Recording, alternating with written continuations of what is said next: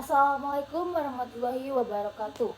Perkenalkan, nama aku Nazwa Aulia Nursyifa, biasa dipanggil Aulia, dengan NPM 251000360. Aku dari kelas I dan di sini aku akan mempresentasikan mengenai Pancasila sebagai sistem etika dalam kehidupan berbangsa dan bernegara. Pancasila tidak hanya berfungsi sebagai dasar negara dan ideologi nasional, tetapi Pancasila juga merupakan pedoman moral yang membentuk cara berpikir, bersikap, dan bertindak dalam kehidupan pribadi, sosial, maupun kenegaraan.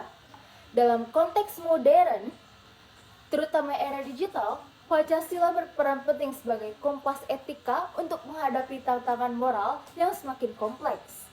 Apa itu etika? Etika adalah ilmu yang mempelajari tentang baik dan buruk, benar dan salah, serta kewajiban moral manusia. Etika membantu kita menentukan bagaimana seharusnya bertindak. Lalu, dalam sistem kenegaraan, etika berfungsi untuk memastikan perilaku warga, pejabat, dan lembaga negara sesuai nilai moral yang dijunjung tinggi. Mengapa Pancasila disebut sebagai sistem etika? Pancasila dapat disebut sistem etika karena yang pertama, mengandung nilai-nilai moral universal seperti kemanusiaan, keadilan, kesetaraan, dan penghormatan martabat manusia. Yang kedua, menjadikan landasan moral dalam seluruh hukum, kebijakan publik, dan penyelenggaraan negara.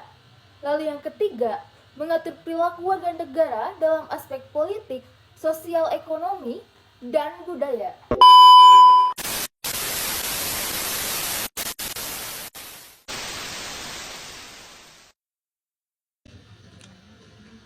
Yang keempat, mengintegrasikan berbagai nilai budaya, agama, dan kearifan lokal ke dalam satu kesatuan etis yang khas Indonesia. Lalu, nilai-nilai dalam Pancasila sebagai sistem etika. Pancasila memiliki 3 tingkatan nilai. Yang pertama, nilai dasar. Yang kedua, nilai instrumental. Dan yang ketiga adalah nilai praktis. Nilai dasar merupakan nilai filosofis yang bersifat tetap seperti ketuhanan, keadilan, dan persatuan. Lalu, dalam nilai instrumental merupakan peraturan, kebijakan, lembaga yang menerjemahkan nilai dasar ke dalam tindakan. Lalu di nilai praktis, perilaku nyata warga negara yang mencerminkan nilai Pancasila. 3 tingkatan ini membentuk suatu rangkaian lengkap dari nilai moral abstrak hingga tindakan konkret sehari-hari. Etika persila. Sila pertama, etika ketuhanan, ketuhanan yang Maha Esa. Nilai etisnya, keyakinan terhadap Tuhan menjadi sumber moral yang paling dasar. Lalu mendorong toleransi, penghormatan antar umat beragama, dan larangan pemaksaan keyakinan. Menanamkan sikap religius yang tidak ekstrim maupun diskriminatif.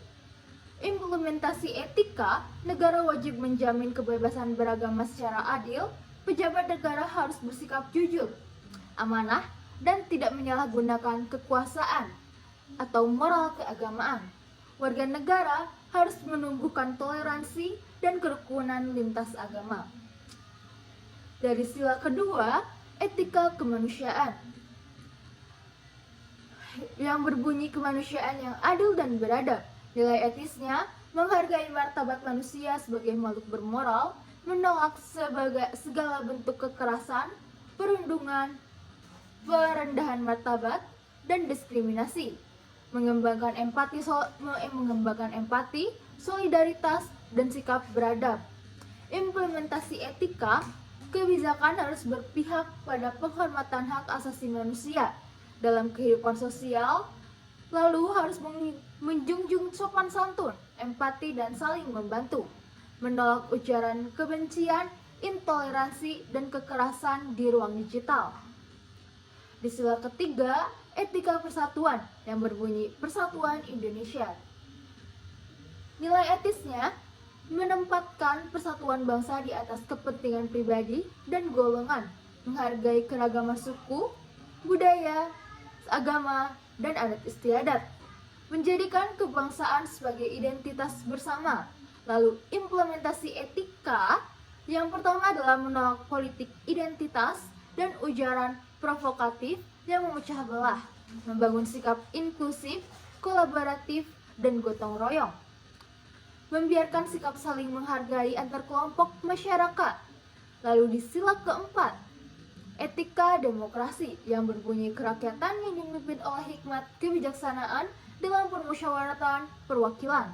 Nilai etisnya, demokrasi dengan musyawarah merupakan moral politik Pancasila. Lalu keputusan publik harus mencerminkan kebijaksanaan, bukan sekedar suara mayoritas. Menghormati perbedaan pendapat demi kepentingan bersama. Implementasi etika, proses politik harus bebas dari manipulasi, kecurangan, dan penyalahgunaan kekuasaan. Lalu diskusi publik harus dilakukan secara santun dan rasional, bukan penuh emosi. Perwakilan rakyat berkewajiban mendengarkan aspirasi masyarakat secara adil.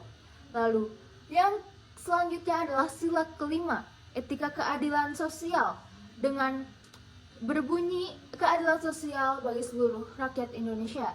Nilai etisnya, keadilan ekonomi dan sosial harus dinikmati semua orang, bukan hanya kelompok tertentu. Melindungi kelompok lemah dari ketimpangan dan eksploitasi. Lalu pemerataan kesejahteraan sebagai tujuan moral negara. Implikasi etika adalah negara wajib membuat kebijakan yang mengurangi kesenjangan sosial. Korupsi dan penyalahgunaan anggaran adalah bentuk pengkhianatan terhadap etika Pancasila. Warga negara harus aktif dalam kegiatan sosial dan solidaritas. Berikutnya adalah penerapan nyata Pancasila sebagai sistem etika. Dalam kehidupan publik, Pancasila diterapkan dalam berbagai sektor, seperti etika pemerintahan, anti korupsi, transparansi, akuntabilitas, lalu etika hukum, penegakan hukum yang adil dan tidak diskriminatif.